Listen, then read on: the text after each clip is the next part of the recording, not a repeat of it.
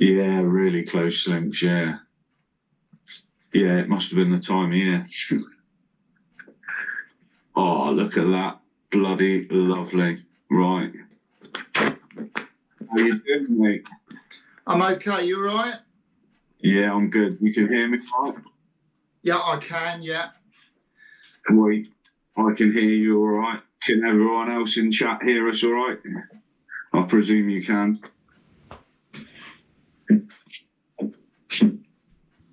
Yeah. Just hope we don't have the stream go down, because when I was talking to Taffy, the stream went down. That's all right, mate. If you get kicked out for some reason, just click the link to come back in, and I can accept you back in, mate. Yeah, sure. Not a problem. Right. So first of all, I'll let you do a quick introduction of yourself, just who you are, what your channel is, and stuff. Right, well, I'm Oblivion Evolved Urbex. I love exploring all sorts of buildings and places. What else is there to say, really? That's don't me. Go too far, mate, because we'll ask it all in the questions. So okay. Yeah, no, that's cool. Where is it you're based again? You're London way, aren't you? I'm 45 minutes from London by train. I live near Horsham. Yeah. Still don't know the area. It's basically near Gatwick Airport. Oh, yeah, cool. Yeah. Nice. But obviously you travel all over the place, which is how we've met before as well. Yeah. So obviously I've met Oblivion before. There's videos on the channel with him in. So very nice guy. So what I'm going to do, mate, is we got 30 questions, nothing crazy, nothing stressful. We're just going to go through, ask you some questions, find out your story on things, and we'll plug all your socials and stuff later. What I will do before we start quickly, now I've said socials, is I will click there and I'll copy that and go back to there, paste that there. So there is a link now to Oblivion Evolved Urbex's channel, and if I quickly open the chat on my phone, because I can't do it in StreamYard, which is really annoying, then I can pin the comment to the top. Close that, thank you. Oh, no, don't do that. Pin message. There we go. That should be pinned now. Lovely. Thank you. Yeah, lovely. So anyone that isn't subscribed, go ahead and subscribe to Oblivion Evolved Urbex, because if you don't know him and like him already, then I'm sure you will by the end of the podcast. So number 5 podcast tonight, the 5th one. It seems to be going quite well so far. So I'm really pleased with that. I've been watching. Welcome in, Killer. Welcome in, Mathers and Shaz. Hope you're all well. Much love to everyone in chat. So, yeah, man, I'll bring up some questions and we can crack on, man. I'm going to put my glasses on because my eyes go a bit funny this time of evening. Yeah, tell me about it. I have to wear glasses most of the time. Yeah. Cool. Right, so question 1. What first got you into urban exploring? About 6-7 years ago, mate, I just was watching YouTube and I just got fascinated and admired people like Mr. Airborne, Urbex with Taffy, all those sort of guys, Abandoned, people from America. So I just loved, but I will watch most urbexes, nearly all urbexes I watch. So, and I just got fascinated with what they did, where they went, the locations they went to, and I thought, yeah, I want to get in on this. I want to do this because it was something that I think that I could, get into, and I do. I enjoy it. I really enjoy it. It's a cool hobby, man, for sure. Yeah. Yeah, that's brilliant, mate. Question 2. Why did you choose the name Oblivion Evolved Urbex? It was purely by coincidence. I was thinking I was originally called urbex Tracker. Okay, yeah. Originally, and I thought that's enough name. And I didn't want exploring with, because there's a lot of people with exploring with. And I thought a single name. And I thought Oblivion. And I like the ride Oblivion from Alton Towers. Yeah, I've been on that myself. Purely just an afterthought. There's no meaning in it. And then the evolved come with the evolved urbex later, because obviously I was Oblivion to begin with. And then Oblivion evolved as I evolved with my exploring. Yeah. No, that's brilliant, mate. Excellent. Question number 3. Do you remember your very first explore, and what was it like? Yeah, it was nerve-wracking, mate. I did a abandoned house. There was nothing in it. Really, really nervous. This was about 5.5 years ago. I was really, really nervous.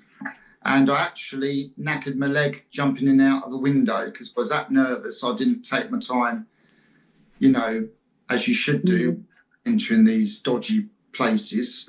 And I actually leg for 6 months. So after that 6 months, I didn't do sod all because I was getting my leg back together again. You know what I mean? But it was a bit of a boring explore because there's nothing in the building at all. And I must have explored it about 100 miles an hour because I was that nervous because I thought I was going to get caught. But in reality, a shitty little empty house that nobody cared about, and not even security went there. So, that was my first. Brilliant, mate. Brilliant. Cool. Question 4. What keeps you motivated to keep exploring? Watching other explorers. I get a lot of motivation from watching what other guys and girls do on YouTube and on other social sites. It's really heartwarming to see what they get up to, and I'm nowhere as good as a lot of them.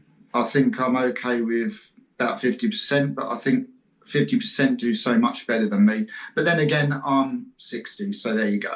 It's probably for younger people, really. But I do it as a hobby. These people do it as like a full-time thing, Yeah. No, that's brilliant, mate. Yeah. Question 5. I forgot to say, actually, I do it in categories. There are normally 5 questions in a category. And the first category was getting started in background. But we're in the last question of that now. My bad, I forgot to say that. So how would you explain urbex to someone who's never heard of it? I would say it's all about recording the history of some of the places. It's all about finding out about places. I get a kick out of doing it. I get a real adrenaline rush. So for me, most of the time, it's about adrenaline rush. Yeah. Because you're going somewhere where you shouldn't be going, because obviously fast. And I get nervous before I go in, but once I'm in there, I'm okay. So I say, it's about learning about history. If you're going to bunkers and historical places, bunkers are fantastic. When you go down bunkers and you find out all the history down there, and then it gets you interested in that sort of thing, and you look it all up when you get home, and you look up at that particular place and the history of it. It's the same for me, mate. I've got a lot more interest in the older and more historical the place, whether it's military or not. The older and more historical, and the better for me. Sort of, Yeah. I'm not as enthusiastic over sort of modern buildings or recently closed down shops and stuff like that. You know, it's not got the same feel, is it? No. And it's sort of knowing all the history and everything. It's sort of it makes it a story. You know, you're looking back into people's past and like, you know, their lives and stuff. And yeah, no, it's a great thing, man, for sure. Yeah. Cool. Right, so we're going into the second category, which is experiences and stories. So question 6 is, what's the most unforgettable place you've explored?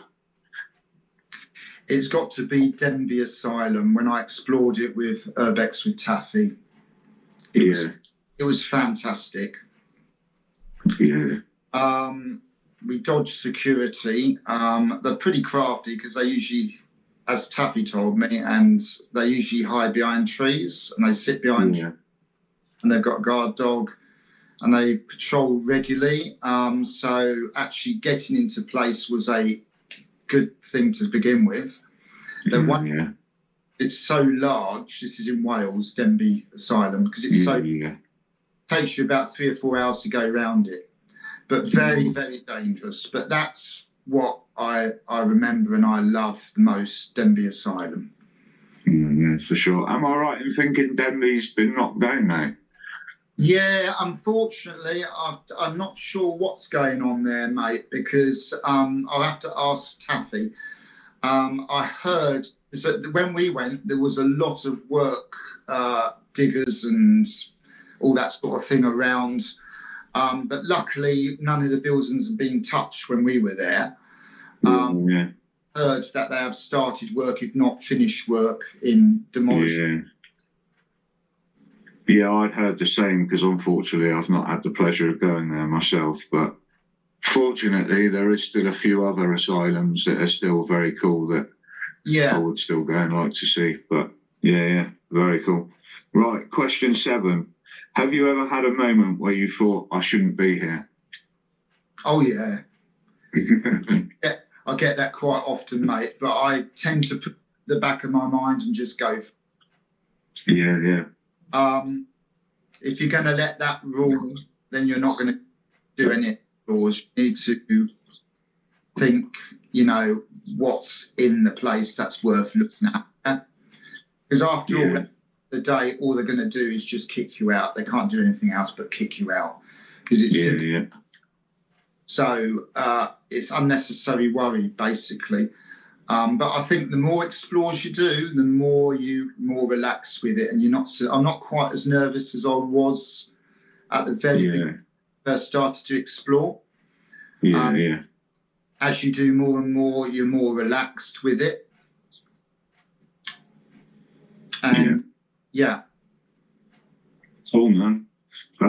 Question number 8: what's the creepiest thing you've experienced inside an abandoned building?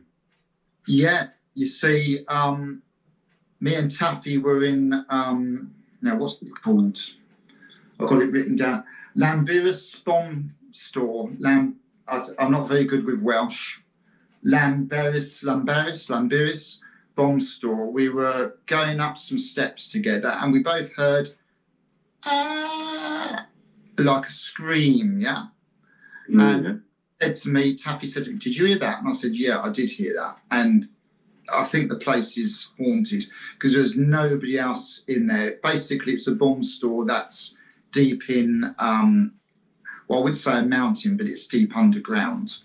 Right, yeah. Top of it, there's lots of, you might have heard of it. A lot of urbexers go there, a lot of explorers go there. Although now I'm told it's been sealed up, it's been welded so nobody can get in. So I was one of the lucky few to be the last to get in there.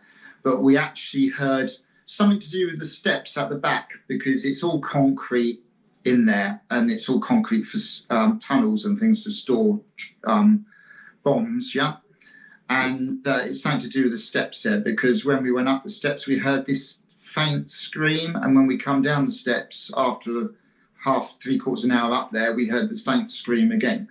So we both... you can't hear it so much on my video, but we both heard this scream, and it's very strange because there's nobody else in there. Oh man. Question 9. Have you ever run into security or the police while exploring? You see, I'm very crafty, mate. I've been doing exploring for about 5 years. I've never encountered police. I have encountered security twice. I was going to say, I know one of those times I was with you. Yeah. At the garden centre. That's right. And he was pretty cool, wasn't he? He was lovely, mate, yeah. Yeah, as most of them are pretty cool. You only get the odd arsehole that wants to make a scene about it, but most of them are cool. I did encounter, I don't think it was security. I think it was somebody that was not the owner of the land, but they were leasing the land. Yeah. And unfortunately, I got caught mid-filming. Well, 3/4 filming, and they said, "What are you doing here?" And I said, "Well, I'm just filming." I said, "I'm not doing any harm. I'm just filming the historical buildings," because it was another bomb store. Yeah. They were pretty cool, okay with it, and they just marched me to the gate. And I told Taffy about it, and he said, "That's what happens. You feel a bit stupid, but on to the next one." And I said, "Yeah, that's right. That's exactly what I did. I went on to the next one, and the next one was a cancer nursing home." Yeah. So I just carry on going. It's one of those things. But mate, yeah. A little bit stupid. But you know what? I don't really get caught on my own. Yeah. Only that they turned up from coming into the back entrance of the land that they caught. Yeah. So I thought there was only one way in and one way out, which was the front entrance, but there was actually a back entrance, and they come back, so they caught me, and I didn't realise that they were creeping up behind me. I thought if I did, I would have hidden one of the buildings and just let them walk past, because it was pretty large piece of land with about 10 or 15 buildings on it. Yeah. When you're on your own as well, just one or two of you, it's a bit easier to stay hidden than if there's a big group of you, isn't it? So. That's right. I prefer most of the time to explore on my own, because you're insignificant. You're not noticed. When there's a group of people going to think, "What the hell are they up to?" But if you're on your, they just let them just carry on. So I'm quite happy exploring on my own. But then again, I do like exploring with other explorers. Yeah, it's cool, man. Yeah, I mean, I always try and go with someone just for the safety side of things, really, because I am known to injure myself. So it's always handy to have someone there that can call for backup if needs be. But very cool, man. Right, so we're on to question 10 now, which is the last one of that category, and that is, what's the most dangerous situation you found yourself in? Well, it's got to be Denby Asylum, because really the place, the death trap. Yeah. Everything's falling down. Taffy took me up 2-3 flights of steps, but you walk along the corridor and then suddenly there's nothing there, mate. And then times you could see through the floor, you know. So that really is a death trap, that place. That's dangerous, although there was one manor house that I did close to my house, close to my area, and literally I was up on the first floor and there was like a 2-inch crack going down the wall, all the way down the wall, so you know that building was going to collapse eventually, and I was in it. So been in a few pretty,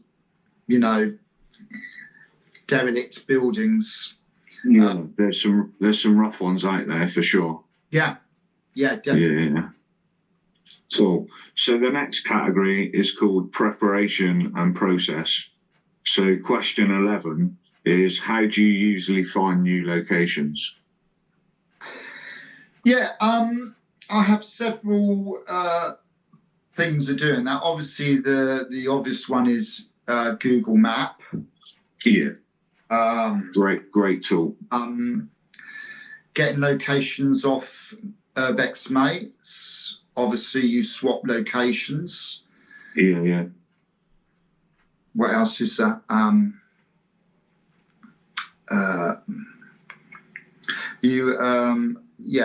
Let me think. Let me think a minute. That's right.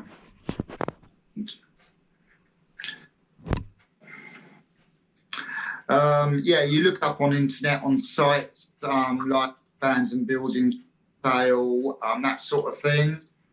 Yeah. Quite often I will watch videos of other explorers and you get clues there to where they've gone if you really think that place is cool and worth going to. 100%, yeah. Sometimes you get subscribers telling you of places that are worth going to, so you look them up. 100%, I've had the same thing. Yeah, that sort of thing, really. Basically, a bit of everything. Yeah, I do exactly the same, mate. Probably a little bit of all of those things that you mentioned, to be honest. So, yeah. Yeah, great answer. Question 12, you've already kind of answered, but I'll ask it anyway. Do you explore solo or with a team? Yeah, I love both. There's times when I like to do things on my own, like to explore on my own, and there's times when I love to explore with other people. Yeah. So, as you know, Mike, I'm very easy to get on with. Yeah, very. It can be difficult to find other explorers that want to explore with you for whatever reason. But I think most explorers get their own kind of inner circle of team and then they sort of stick with them. Yeah. They kind of explore with them mostly, From what I've seen on YouTube and other sites. They're quite happy with their friends and they kind of stick with them most of the time. But I'm social and I would like to explore with everybody, actually, even the ones that but I'd like to explore with everybody. Yeah, definitely. Great answer, mate. Question 13. What essential gear do you always bring with you? Yeah, it might be old-fashioned now because of people use Pocket 3s and they use iPhones and whatever, but I love recording with GoPros.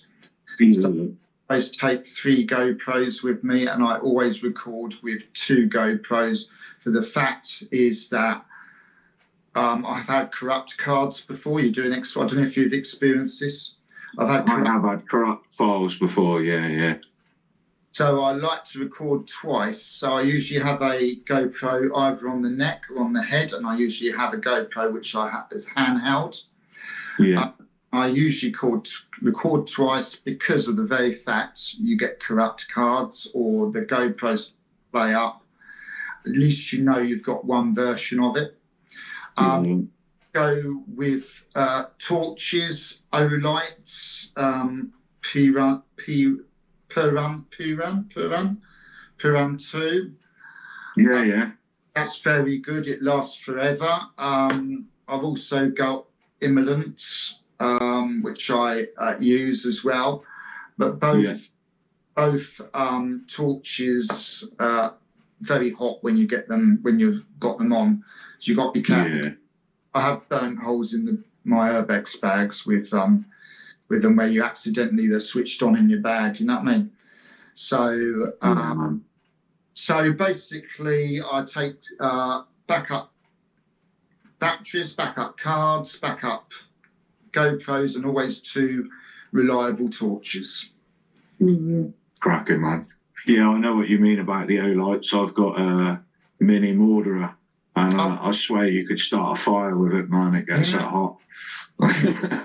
But they are cool lights, man. They are, and Nick said in chat, it's addictive. If I haven't said welcome in, I'm really sorry. It's just because I've not wanted to disturb him chatting, but I noticed there was a few more come in. Marg, Steve, let me go back up through chat a minute. Marg, Steve, Kerno, Mick. I don't know if I've missed any more. Hopefully not. But yeah, much love to you all for coming in. That's absolutely amazing. Right, we will let me unlock this phone again, and then I can open up the questions. So where do we get to? What essential gear? Cool. Question 14. How do you stay safe in unstable buildings? That's a very good question. A lot of it's to do with common sense. You suss the place out before you go in. When you go in, you suss out the rooms and the corridors you're in. Because there has been people that have been killed falling through floors. I think there was a girl that was killed falling through a floor in a cinema or something. It's an abandoned cinema.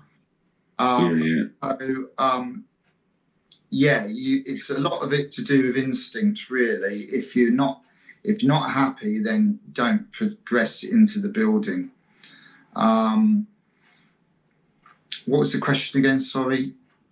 Oh, no, that's cool, mate. How do you stay safe in unstable buildings? Yeah, a lot of it's instinct. A lot of it is common sense. 100%. Yeah. That's all I can say, really.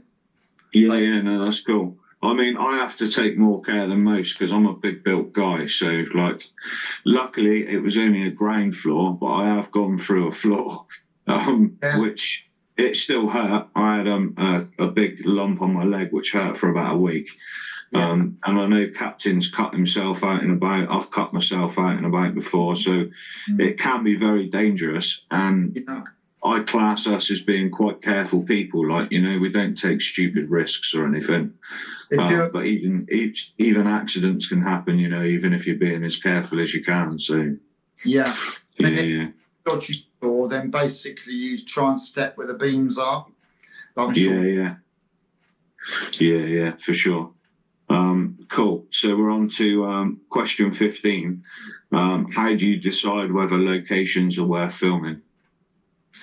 Yeah, you see, I'm not one of these people that suddenly go to a place and I will watch to see who else goes there, if anybody goes there. I will study to see if there's any security or I'm not keen on going to places if security are there. Yeah.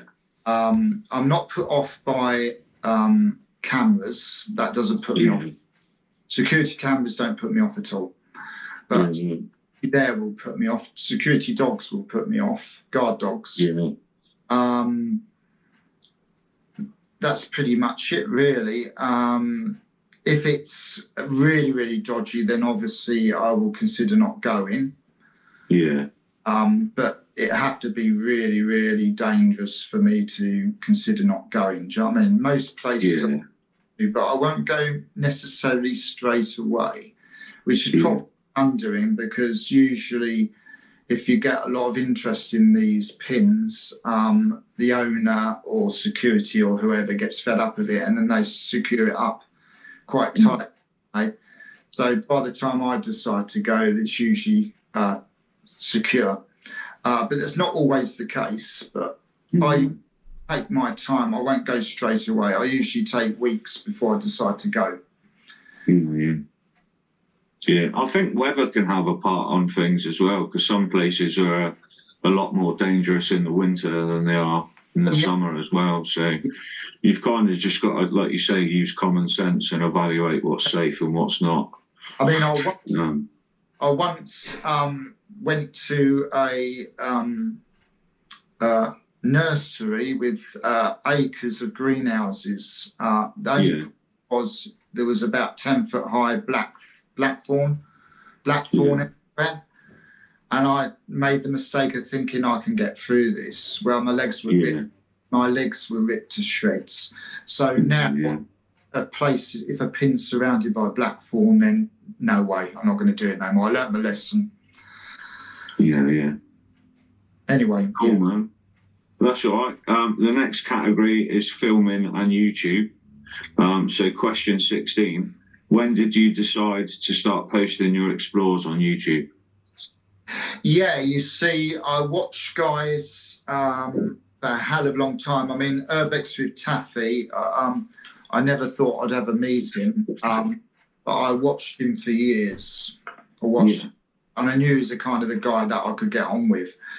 I watched for quite a few years, and it wasn't until about 4 years ago. But I've been exploring about 5. It wasn't until about 4 years ago. I think this is the 5th year now, actually, for putting content on YouTube. So about a year or so, I decided I'm going to start filming. But you know what? I'm not somebody that's naturally or confident in front of a camera. Yeah. So when I first started, I used to wear a mask. It was a kind of a defensive thing because I was quite shy.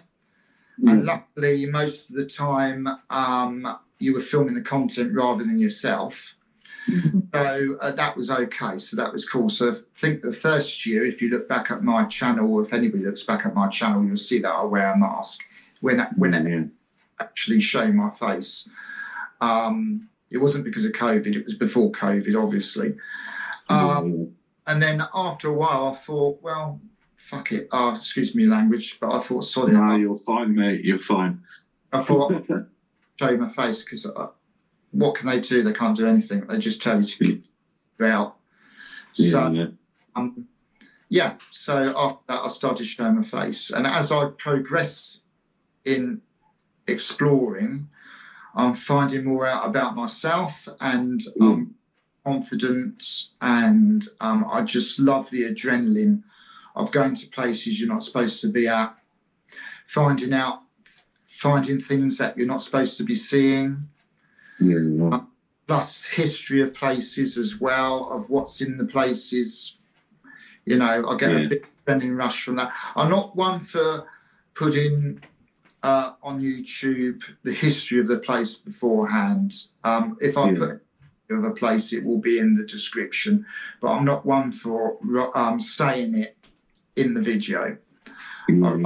Video and get the video done and explore, and then afterwards, if I feel like explaining the place, then I will, but 50-50 with that. So I mean, obviously everyone's films differently. So some people make themselves like fully part of a video, and they'll have themselves, have the camera on themselves a lot of the video. Some people don't have themselves on video at all, and it's just concentrating on the thing. Everyone films differently, and whatever way you film it in is fine. But yeah, definitely, it's everyone does things completely differently, and it's fine whatever way you do it, as long as you're happy doing it. And cut face coverings as well, as you know, Captain Cornish covers his face. Some people do, some people don't. It's whatever you're comfortable with. People like Captain is kind of cool because I think he done it in the beginning because he was a bit sort of shy and everything, and wanted to remain anonymous. But he's built himself as a character now almost. He is the captain. So I think that's really cool in itself as well. So it's definitely great to be individual and do what you want to do, and that's what makes things different from everyone else's. Yeah, exactly. Because we all us explorers do our own certain style of channel. I think that's brilliant. It's nice to have variety. If we were all the same, it would be bloody boring, wouldn't it? It would be very boring as well. And like you say, like you don't look up the history and stuff before you go. I don't look up the history before I go. That's why I always put the history in like an intro. I'll do a voiceover with some footage there, because I'd rather not know the history first, because it's nice to try and piece it out and work it out yourself. And then when you go and research it after, if something you were thinking was one thing, then you can go, oh no, that was actually that. And you still find out other things. And even after you film the places, you still find out new things about places. It's you're constantly learning all the time, aren't you? So definitely, yeah. Well, what you do really well, yeah. I like. Cheers, man. I like your content, so yeah, it works. Cheers, man. Thank you. And as for I love his image. It's great because there's no it is image on YouTube, and that's what gets you. Well, it's not only the content; it's your actual personality that helps out as well. Yeah, definitely. Question 17, you've kind of already well, you have answered, but I'll ask it again anyway. So it was, what is your filming setup like?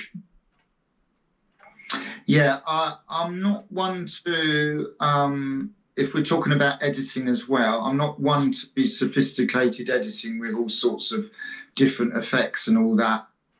I like it to be as raw as possible. So Yeah. there's a lot of swearing in my videos.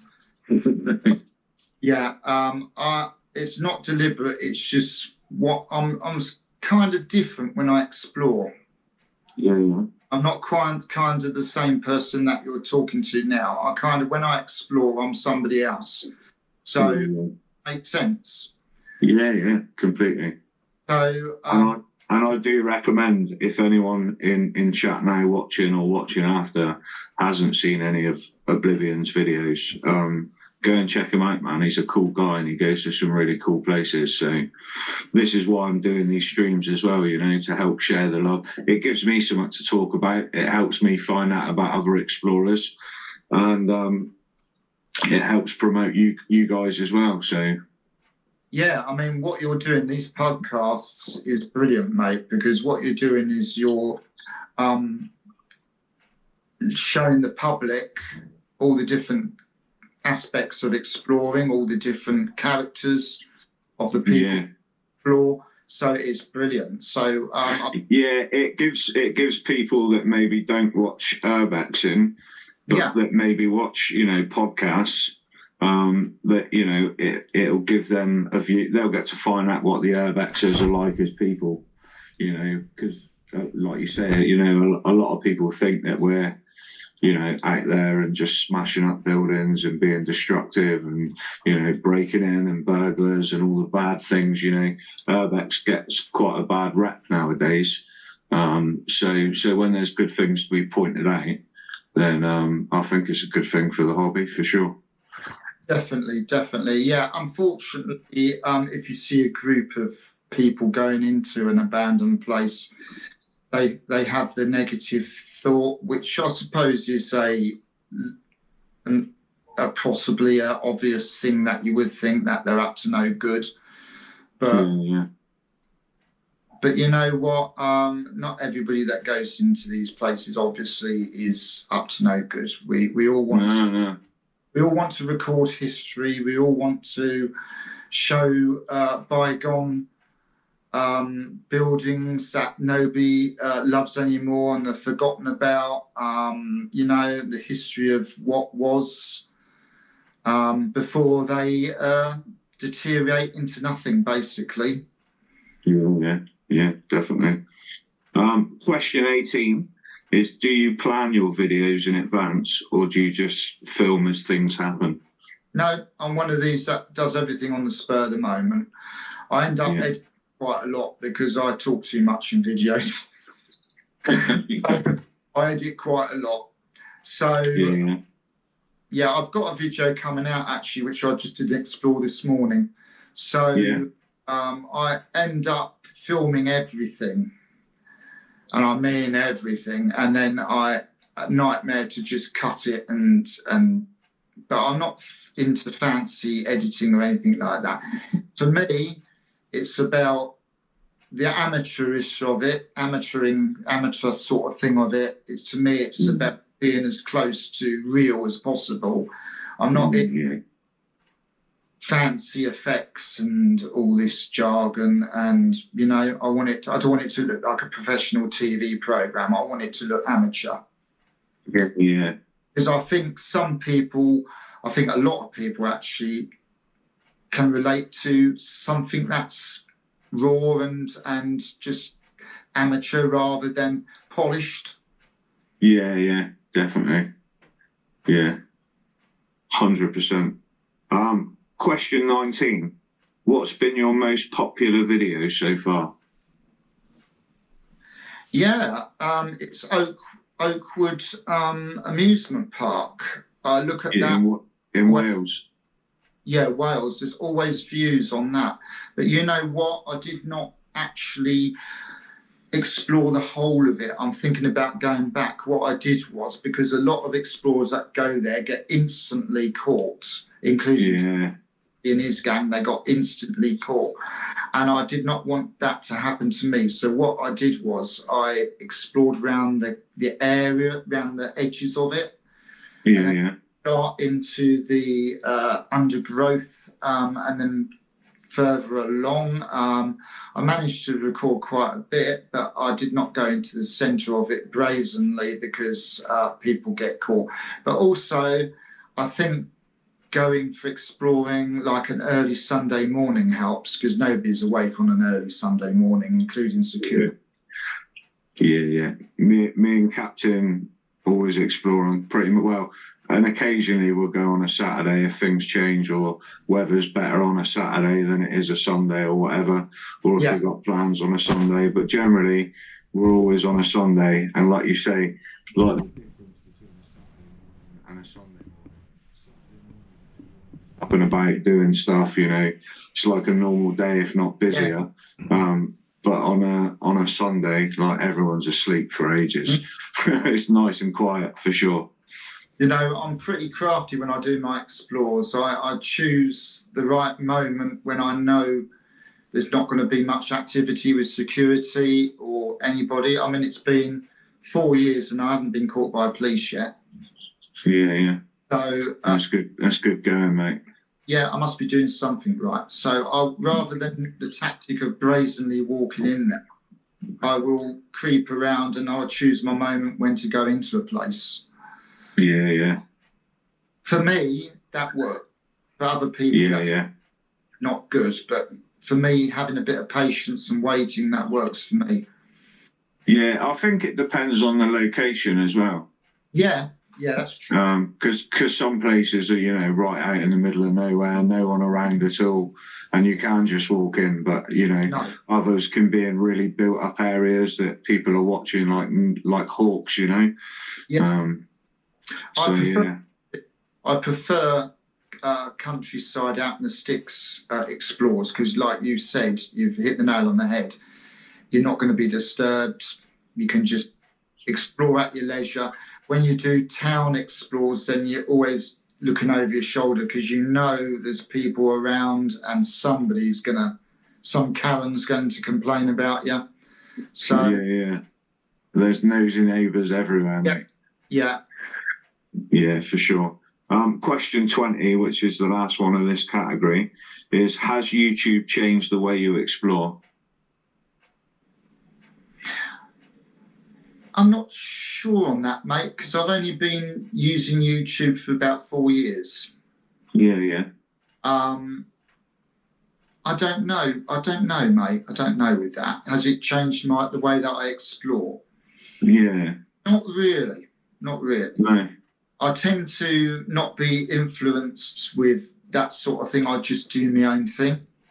And I don't really take much notice of YouTube's change